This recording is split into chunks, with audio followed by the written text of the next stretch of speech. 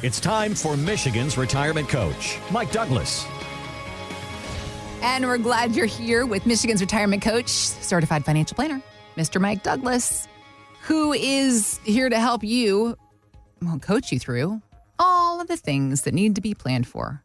I like to call it the retirement game plan because you need to have lots of little, you got to have your defensive strategy. You got to have your offensive strategy. You've got to have your special teams. You got to have all the different areas you need to have in your retirement plan.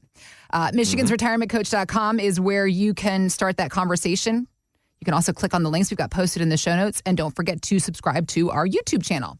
Just search Michigan's Retirement Coach on YouTube to find us there. YouTube, as I like to say. YouTube. Like, hit, subscribe. People love to say, punch that subscribe button. They do? Smash that subscribe. That Smash sounds like that a like bad button. idea when it comes to phones. Smash that and like video. button. Smash that subscribe. Like, all right. And then Seems like aggressive behavior when it comes to expensive tech, for being honest. Smash that like button. Don't smash anything. You can just click it. Just click it. Yep, that's all you can do. That's all it takes. All right. Thinking about some of the ups and downs we've seen in the market lately, it's recovered. Are we back to recovered? Where are we? Yeah. Oh, yeah. We're back to recovered. Okay. So it was just a blip. But a good reminder as to what can happen literally overnight. And for somebody who is 55 and older, how nauseating that 24-hour cycle can be for your retirement plan. So there was this new study from Global Atlantic talking about how 61% of retirees would rather preserve their money than grow it, understandably. And there actually is some correctness in that mindset. You have to move to a preservation and spending mentality versus the saving and growing mentality. The study also found 65% want guaranteed income for life, and 69% reported discussing loss prevention with their advisor. But here is the plot twist, Mr. Douglas, that I want to talk to you about. Because thinking about these people that can you over secure yourself, over save to a point where it actually ends up working against you? The fear of losing money is so strong that you don't grow your money enough, even in your retirement years, to fund a long retirement. You can over-index your fear quite a bit. What you do is you want to make sure that you have a long-term perspective making short-term decisions. Mm-hmm. It doesn't mean we don't make short-term decisions. Okay. Right? We want to understand that in bad markets, we need to hedge and protect and preserve. Mm-hmm. We just have to have an understanding that mattress money loses to interest, loses to inflation, loses to all these things. Well, that's the thing. People are like, oh, I'm safe. I'm in cash. Well, when you've got inflation, and also when you have inflation, and if you don't, maybe you have your cash, but I'm looking in a mirror right now. My husband and I, we sold our house, we got some cash, and it has been sitting in a not high yield savings account. And I know, don't be disappointed in me. I'm sorry. It's the easiest time ever to make 5%. So sorry. Help me. It's not easy. I don't know what I'm doing. Help me. Yeah. It's so right now. So absolutely. And again, now the difference is too, you are not staring down the barrel of retirement. Right. But right? still. So you should be making money. Actually, it's more of an indictment because you should be making more money. I'm dumb. I know. But those who are in retirement or near retirement, you start entering that phase of crashes hurt more. It's not so a crashing market for retiree is not an opportunity. It's a liability. It's a major issue because if you're down 25% and you're still taking out 4% to live off, you're down 29%, then you just hurt your chances of recovery. So it's a big difference when you get to that phase of life. We do need to start protecting and having our eye trained towards risk. But an appropriate portfolio says, how much am I comfortable losing? How much am I comfortable having at risk and exposed to the ups and downs of the market? And once we know that, because what we generally say that the most retirees are moderately conservative. Moderately conservative means when the market's good, you want to make all the returns. When the market's bad, you don't want to lose anything. Yeah. Right. And that's not a thing, but we want to make sure that it's built appropriately. So the problem is, as you're getting close to retirement, you start getting these invites to either, again, dinner seminars, and we do educational workshops. We do dinner seminars. You see a podcast, you see a radio or TV program, and we're on radio and TV. I get it. Like you see them and they sell you the fear.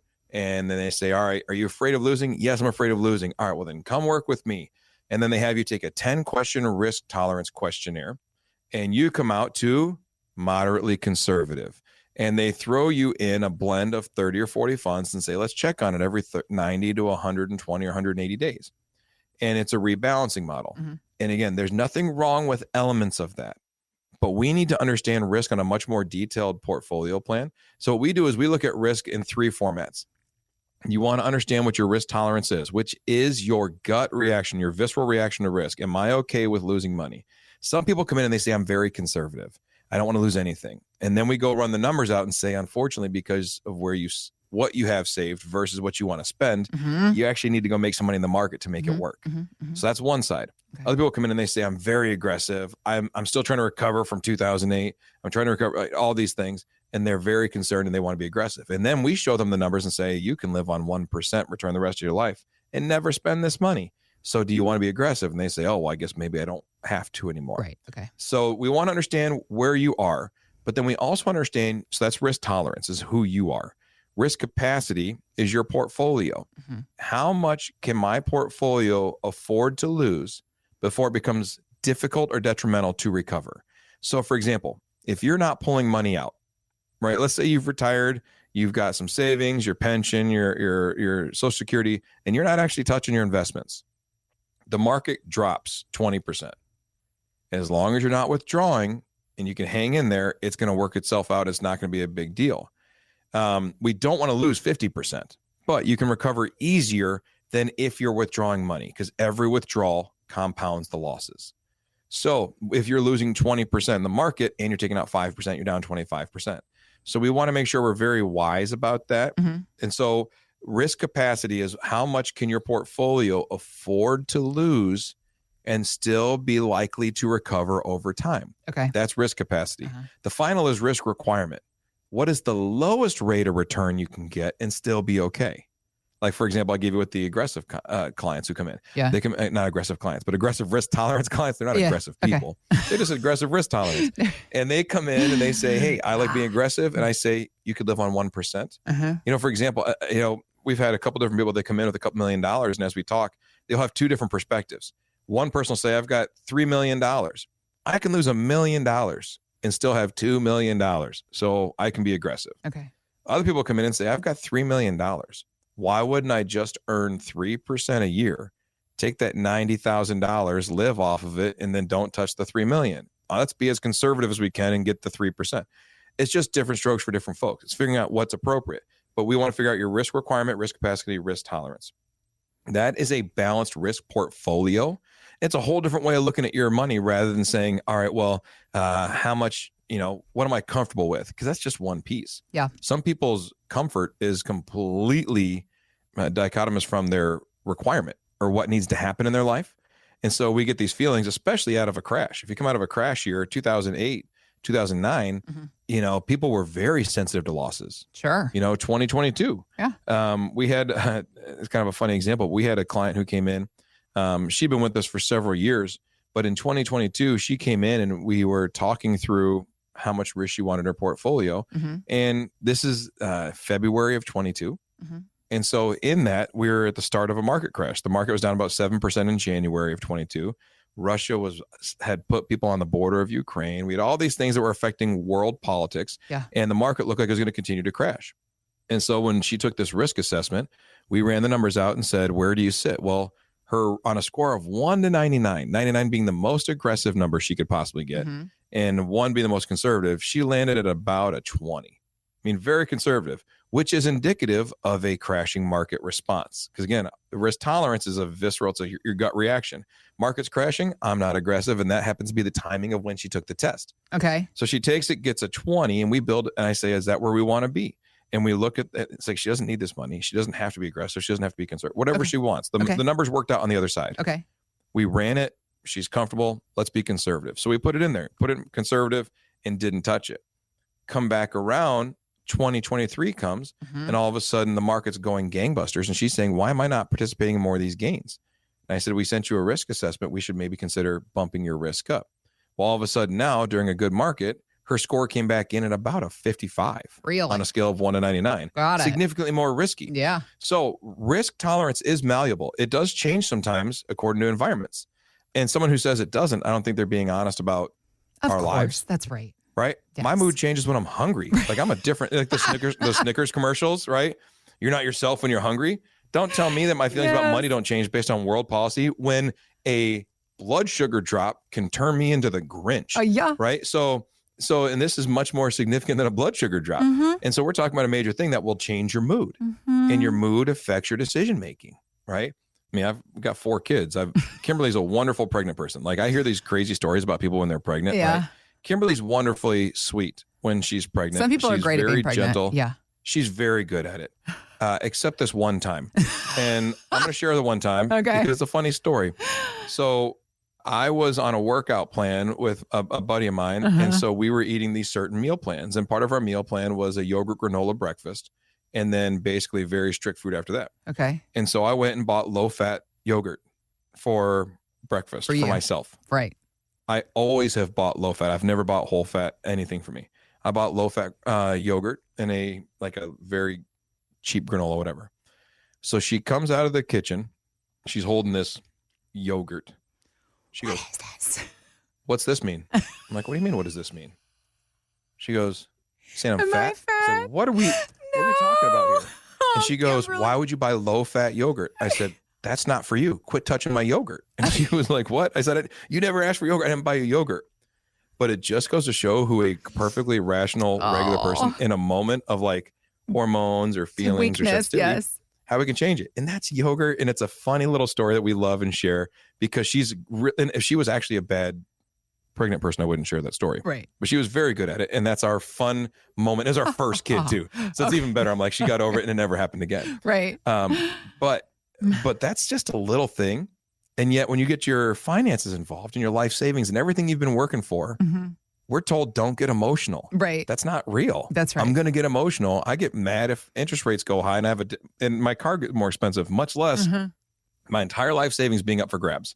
So we want a plan that's protected against all those things, understanding that risk is comprehensive. It's malleable. It changes. It needs to be checked on and checked in. It needs to be updated as things go. And that it's okay to say, today I'm conservative, but tomorrow I might become more aggressive. Now, it shouldn't be every day, right? We don't want to be an emotional roller coaster with investments. Right. We want to use long-term thinking to make short-term decisions. If you say, I want to go conservative and I don't want any risk, then what we need to do is put in our models that says, all right, if we stay conservative the rest of your life, will you be okay? As long as the numbers work, it's good. So we want to take an emotional reaction, put it into a calculated decision or calculated model, and from there make our decisions. So it's not that your feelings aren't valid, and actually they need to be accounted for. Sure. It just can't be the only deciding factor. Sure. So we talk about risk management, risk planning. It comes from a custom-built risk portfolio, something that's really specific to you and your family. And it's a little bit with the understanding of it's me today. You know, they say that an album is a snapshot of where a band is at a given time. Yeah, it's who they were musically, lyrically, spiritually, mentally, emotionally, whatever. That's where they are. The next album is going to be different because they're different.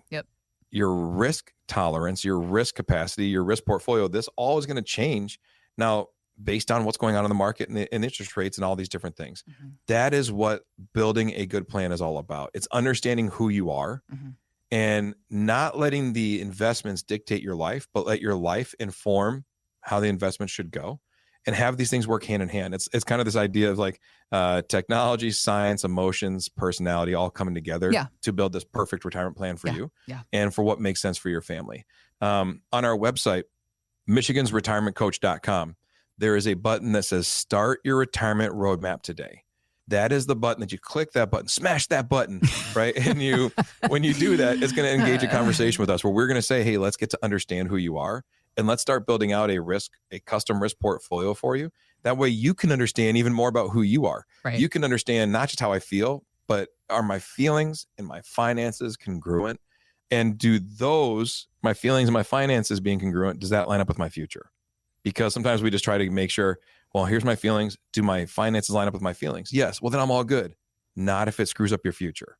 So we want to make sure we calculate that last one, that risk requirement, your future. Yeah. If you want to have that conversation, get a custom risk portfolio built out so you can understand who you are, where you're going, your feelings, finances, and future. Go to our website, Michigan's Retirement Coach, smash that button that says start your retirement roadmap today.